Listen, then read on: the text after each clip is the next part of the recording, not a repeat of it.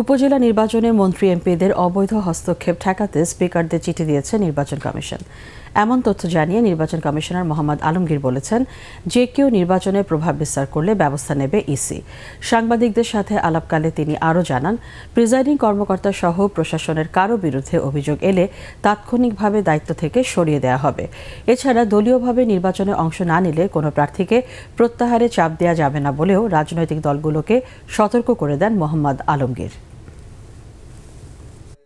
যদি কোনো presiding officer বা সহকারী প্রিজাইডিং অফিসার পুলিং অফিসার বিরুদ্ধে কোনো প্রার্থী তার বলে যে তার প্রতি আস্থা নাই, সে নিরপেক্ষ নয়, তাহলে তাকে পরিবর্তন করে দিতে হবে। এজন্য কোনো তদন্তের প্রয়োজন হবে না। মন্ত্রী এবং মাননীয় এমপি মহোদয়দের প্রার্থী আত্মীয় স্বজন আছে বলে জানা যাচ্ছে, অতএব যাতে তারা কোনো প্রভাব বিস্তার করতে না করেন, স্পিকার যাতে মাননীয় মন্ত্রী এবং এমপিদের বিষয়টা কমিশনের এই বিষয়টা তাদের নজরে